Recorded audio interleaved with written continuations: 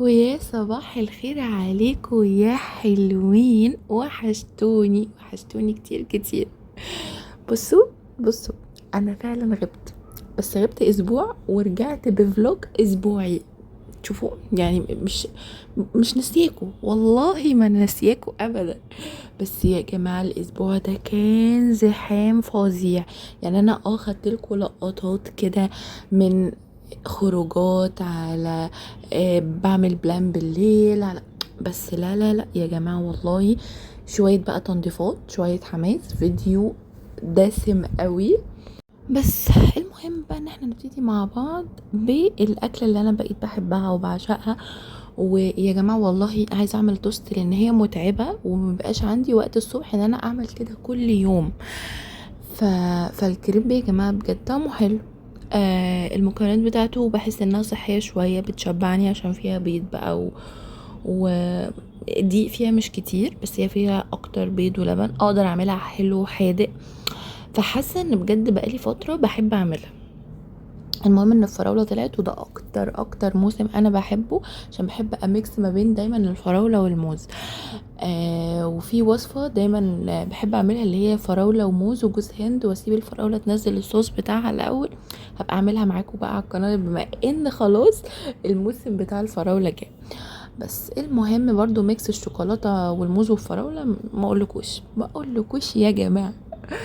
المهم هنا بقى بدات اعمل الحادق. انا من الناس، انا معرفش مين زيي بجد، والله ما اعرف مين زيي، بس انا حاسه ان احنا كتير، وحاسه ان انتوا هتكتبوا لي في الكومنتات ان انتوا بتعملوا حاجات قوي مني. انا بحب اكل الحاجه الحادقه جنب الحاجه المسكره. يعني مثلا في اكلات معينه بحب اكل جنبها تمر، والله يعني عارفين. مثلا بطاطس في الفرن، بطاطس في الفرن ورز وسلطه ولحمه بقى، فراخ، اي حاجه، وكم تمرايه كده جنبي لازم. معرفش ليه حد يا جماعه يقول لي انا بعمل كده ليه، بس انا بستمتع جدا بالموضوع ده. مثلا ممكن اكل شيبسي مع حاجه مثلا حلوه مع شوكليت مثلا، بتمزج. واخد بقى قطمه من هنا على قطمه من كيك على لا بتمزج، والله بتمزج، اللي هو حدقت وحليت وحليت وحدقت. المهم بقى دخلنا للمعارك والتنظيف العميق بقى اللي قبل رمضان. انا حاسه ان انا باديه بدري قوي، بس مش مشكله عشان نشجع بعضينا كده. بصوا يا جماعه، انا الحمد لله كل فتره برتب اصلا الحاجات دي. بس لما انتوا بتاخدوا جزء جزء في الشقه، بتحسوا ان انتوا خلصت ده، خلصنا الاوضه دي، هندخل على حاجه بعدها، وهكذا. فلو انتي عايزه تشتركي معايا في هذا التحدي، استني بقى 1 minute كده، اعملي اشتراك للقناه، واكتبي لي في الكومنت تحت ان انت عايزه تبداي معايا التحدي، وفعلي بقى زر الجرس عشان هتعرفي منين ان انا نزلت فيديو جديد. هتعرفي منين؟ مش هتعرفي، يعني اكيد مش مكشوف عندنا الحجاب كلنا. ماشي، فهتعرفي منين؟ اليوتيوب بيتقرب ويقولك والله ان في فيديو نزل، عشان نشجع بعضينا بقى الفترة الجاية. وطبعا ما تنسيش ان انتي تعملي لايك لو الفيديو عجبك، وكومنت تقولي لي بقى انتي عايزة تحدي ايه الفترة الجاية، او انتوا ناقصكوا ايه. المهم انا همشي كده على البلان اللي انا ماشية عليها، وهشجعكم عليها، بس برضو قولولي لو في حاجة معينة في دماغكم. المهم يا جماعة، حاولوا ان انتوا تاخدوا الفترة دي كل يوم كده درج 2. يعني مثلا الاسبوع ده انا خلصت مثلا درجين في المطبخ، وخلصت حاجات كتيرة قوي في الدولاب بتاع اللبس. فحسيت ان انا الحمد لله انجزت. بس يا جماعة من غير ما اوقف الروتين العادي بتاع اليوم. هو بقى الفكرة بتكون هنا ان انتي عندك روتين للاسبوع، اصلا روتين يوم للتنظيف، يوم مثلا هتعملي فيه تجيبي فيه طلبات البيت، يوم عايزه تفصلي وتنزلي وتخرجي وتضربي مش عارفه ايه رأسا عن حائط، ولا مش عارفه يا جماعه، والله انا فاشله في الامثال بس بقولها معرفش ليه. طب خلاص، اللي ما يعرفش مثل ما يقولوش، لا انا برضو بذكرها في نص الكلام. المهم بس اللي هو بقى انت بتنضفي تنظيف عميق جدا، بس في نفس الوقت انت بتاخدي بجد حاجه بسيطه في اليوم، وبعدها بيبقى عندك القدره الحمد لله ان انت عادي هتعملي اكل سريع. ويا ريت يا ريت، بصوا بقى خبره كذا سنه جواز يا جماعه، مش عارفه خبره كذا سنه جواز حسيت بقى فجاه ان انا كبيره. لا يا جماعه والله انا لسه متجوزه سنتين ونص ولا حاجه ولا 3. بس بجد والله انا الاول ما كنتش بعمل بقى طبيخ وكده، بس قلت لا، ده الطبيخ ده نعمة. انا بجد هقف كل يوم اعمل اكل؟ لا لا لا لا، في حاجات تانية بتتعمل وبتظهر. فلا يا جماعة، الطبيخ ده نعمة. وحاولي ان انتي في اول الاسبوع تعملي مثلا طبيخ يقعد معاكي يومين، وبعد كده مثلا تعملي بس الرز وخلاص. رز سلطة، ومثلا تعملي تفريزات يكفوكي يومين يومين مثلا 3. يوم تاكلي بره تطلبي سمك، اي حاجة اي حاجة يا جماعة، كشري، اي حاجة. المهم ان انتوا تريحوا وتفصلوا كده على حسب ظروفك. ظبطي دنيتك دايما الحتة دي. في حد هيقدر ان هو اليوم ده ان شاء الله ياكل اي حاجة، ان شاء الله ياكل جبن، ان شاء الله يعمل اي حاجة، وحد تاني لا والله انا عايزة اكل بره.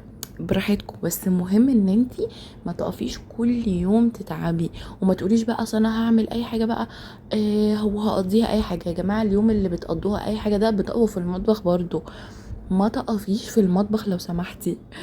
بس المهم رتبت بقى الحاجات، والدرج زي ما انتم شايفين كده ما شاء الله رجع كده بيبرق، وكل حاجه جواه بقت نظيفة. بدأت بقى اعمل قهوة عربي واروق على حالي كده بالليل، عشان بجد اليوم ده تعبت قوي. يعني ما كنتش متخيله ان الدرج ده هيبقى متعب قوي كده.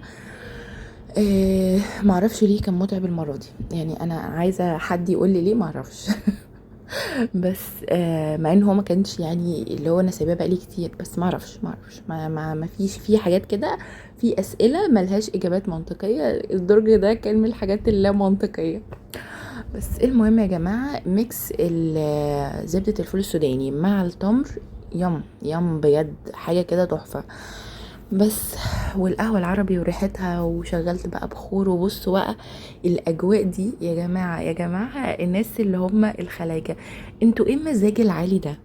ايه المزاج العالي بتاعكوا ده؟ انا من ساعة ما بقيت اشرب القهوة العربي بقى روتين عندي، مش ممكن. ف قولوا لي بقى اقتراحات لاسامي قهوه عربي يكون حلو. انا بجيبها اسمها كيف المسافر، واوقات بجيب باجة.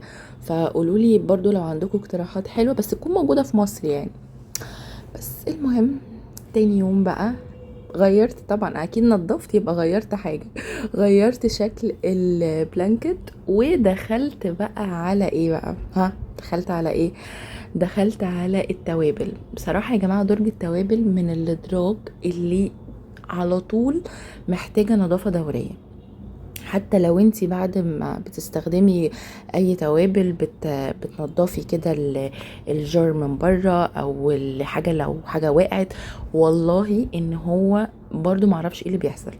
انتي لو عرفتي تعملي ده غيرك في البيت مش عارف يعمل ده. فيا جماعة درج التوابل بجد من الادراج اللي لازم تنضفيها، مش زي باقي البيت مثلا او زي باقي دراج البيت. لا لا لا، ده فعلا حاجة كده على طول لازم تنضفيها كل شهرين، كل 3، كل شهر. يعني اللي انت تقدري عليه طبعا، يعني لان انت بتبقي ماشية. التحدي بتاعنا ان احنا بقى ماشيين بصفة دورية، كل يوم بنطلع درج، كل يومين على الاقل بتطلعي درج تنضفيه وتنضفي كل حاجه جواه.